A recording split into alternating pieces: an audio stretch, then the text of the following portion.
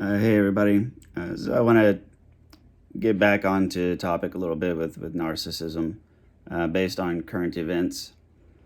Um, I want to talk about narcissists at funerals. This is, I think, something that uh, you don't get to adulthood without ever experiencing. Funerals are weird.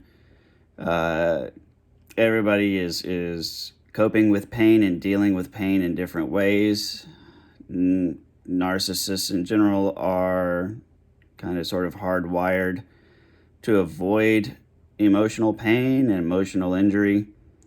So, to sort of explain the psychology of narcissism in a nutshell, is it has borderline disorders at its core, or as I should say, borderline traits.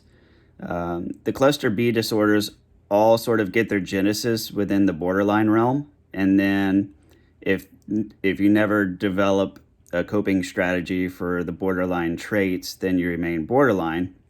But depending on how you cope with the borderline traits, that will determine if you're narcissistic or histrionic or antisocial or just a regular borderline.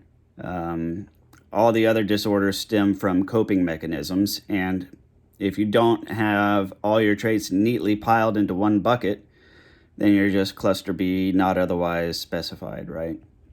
So, uh, at the core of narcissism and the other disorders is when when they experience what we call an emotional injury. Either they experience the emotional injury or they live their lives such that they never have to experience emotional injury to begin with.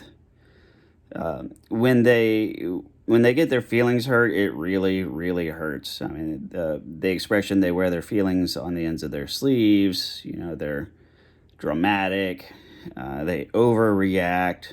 Okay. Just one of the things I've learned while doing this channel is they overreact, but part of the overreaction is due to the extreme pain they feel. So they don't just act dramatic for the sake of being dramatic. They do to an extent. But what I'm saying is it's not it's not that simple. It's more complex than that. So they don't. They never developed a way to properly handle very painful situations. And that could be from any number of reasons. A good one is living a childhood where you're exposed to frequent pain by parents and adults, and there's nothing you can really do about it. You're just stuck. And so you grow up just realizing that, my life is shitty and there's nothing I can do about it. And, that leads to its own set of problems and anxieties, right? You get a narcissist at a funeral. Narcissism is a very brittle, frail coping mechanism for dealing with hurt feelings, basically. We'll call it that. Not just hurt feelings, but we'll go with that, right? It's a coping mechanism, so they don't ever have to feel the pain of getting hurt emotionally because they're the best ever, and nobody would ever doubt that. The common example I give is the fat kid growing up, being the fat kid, feeling self-conscious, and so doesn't like that feeling, can't date, can't, run and play sports, can't do all these things. And so they grow into an adult and they hit the gym, they become a bodybuilder, they become hot, so hot and fine, right? And they do that and they get so fit and so buff and such a hard body that nobody would ever in their right minds call them fat or unfit or out of shape. I'm in shape, round is a shape. But that's their coping mechanism. So I will never have to deal with the feelings of being fat if I'm ripped. And that's one reason why, even if you make jokes about somebody who's obviously attractive and obviously fit, be like, that's why you're fat. And they have like this triggered reaction. Like, what do you mean I'm fat? What? I'm not, am I? I mean, I've put on a few, right? That's where that comes from. They have a history of pain. And so when you get somebody who's got a disorderly pain management psychology, when it comes to funerals, it's not a good mix, because someone with narcissism, they cope with painful situations by inflating their ego and by putting other people down, right? So I'm here, you're here, right? And so there's two directions. Either they pump themselves up or they pump everybody else down, which is really not what a room full of grieving people need to deal with. It's not good. This is one reason why drama always breaks out in funerals. Because if you're on this channel, I mean, chances are pretty good you've got a couple of these people in your life. And if you've ever been to a funeral, then you know what I'm talking about, where there's always somebody who makes it about them. Who can grieve the most, who can eulogize the best. They're all over. There's one person that's being super dramatic and crying and being a hot mess, and then there's somebody else who's, for all intents and purposes, pretty much damn near the funeral director. Thank you for coming. Oh, they had a wonderful life, and we're here to celebrate, and it's just part of life, and we all cope with it, and we all deal with it differently. So you get these highly polarized responses from cluster B people at funerals. I'm going to talk about my motivation for this video now, because I have a grandmother who's not doing well at all. She's 93. She's on hospice and critical care at this point. And so I got these text messages from family to apprise me of this situation. And I'm on the fence, truthfully.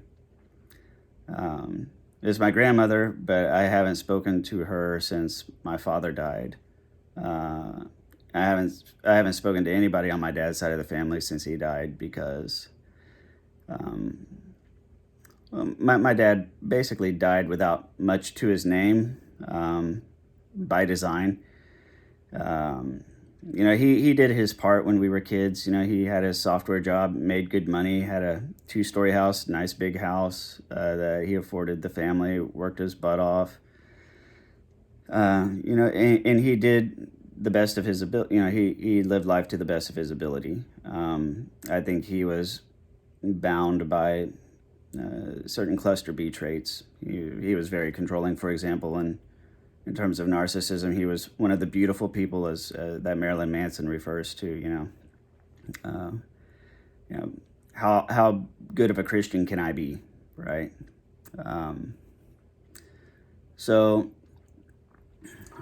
after my father's after my father passed away, I'll just tell you all this. The family turned it into a exhibition of power and control. So it's been 12 years since he died, and there's still no headstone on his grave, because everybody wanted to control what goes on the headstone. And I made the choice. I said, you know what? I'm not doing this until some more people die, truthfully, because I'm not turning my dad's headstone into a circus, and I'm not putting that legacy on my dad's grave. He has a veteran's marker on his grave, and that's sufficient for now.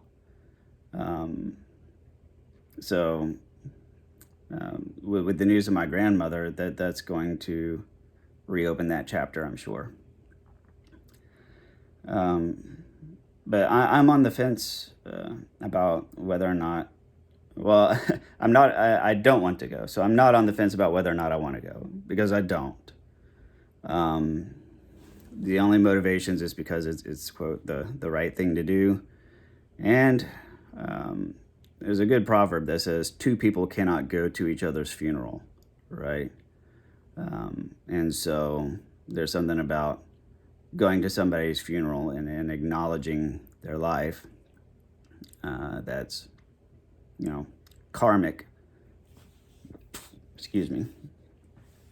But, I don't want to go because I've had enough funerals in my family to know how these things go. And I have no desire to be a part of it. And I'll be honest, I'm probably not going to go. I refuse to participate. I haven't spoken to any of them in 10 to 12 years.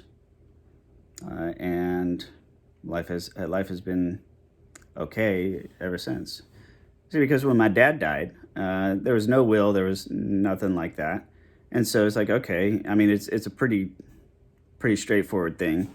There's maybe $5,000 to $10,000 worth of assets if we were to auction everything, and that was it. There's no life insurance policy. Well, I think there was a basic life insurance, but that was it. There wasn't really, there wasn't some massive life insurance payout of hundreds of thousands of dollars or anything to really incentivize control. It was just literally just to see who could do it, and we'll put it like this: they found an old 40-year-old copy of a will from back when I was a baby, and they tried to circumvent us and enter that copy of the will with two named executors that we had no idea who these people were. This was from like 1982, right? So they tried to take control of the will. They tried to take control of the estate. They paid an attorney to, quote, read the will. And when it came time for my father's headstone, everybody wanted to be in charge of that. And nobody could really agree on anything. And so, as far as I'm concerned, that side of the family can't even bury my father peacefully. So I don't want to go there.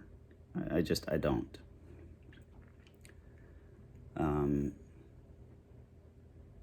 I haven't spoken to anybody on any side of my family in quite some time. It's very dysfunctional, and nobody gets along. And we've always had this pattern of everybody stays pissed off at each other and goes their separate ways until there's a funeral, and we all see each other only at funerals, and then we say, it's good to see you, I kind of missed you, I missed the good times. And then inevitably drama happens, right? And then everybody goes back to hating each other. So in one way it feels like a cop-out. In another way, it feels like breaking the cycle. Another way, it feels like self-preservation. And I guess in a deep, dark corner, it feels like passing judgment, but nobody ever likes to acknowledge that part of their psyche. I haven't made up my mind. I'm just ruminating. And I'm sharing this because I think I think by just opening up about some of the emotional conflicts that I deal with internally and putting it out there, I think people can relate to it, and I think I'm hoping people can sort of relate to it and understand that, hey, I'm not the only one that feels these feelings and goes through these things, and here's somebody else struggling with the same internal conflict. So maybe I'm not the only one. That doesn't really do anything to make the situation better. but it helps to know that you're not alone. So maybe this helps somebody. I don't know, but there you go. That's where I'm at.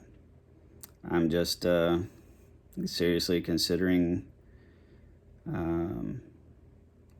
I'm just considering skipping all of that because it feels like a splitting kind of thing, where you say, you know, I already know the kind of bullshit I'm going to deal with, and I'm just not going to put up with that anymore. You know, the friend or foe kind of thing. If you're not for me, you're against me. It feels very much like that, because I mean that's just how my family is. But like damn, we've put like 10 or 12 of ourselves underground already, so the pattern is pretty well established. I don't think it's going to change. So, I mean, clearly. So, I'm going to still ruminate over all of this, but sound off in the comments. Tell me what you think. There's a group on Facebook, Narcissistectomy. It stands out. I'm almost up to 40 members, so rock on. We're a small group, but we're growing. Yeah, thanks again for watching. I'll see you on the next video.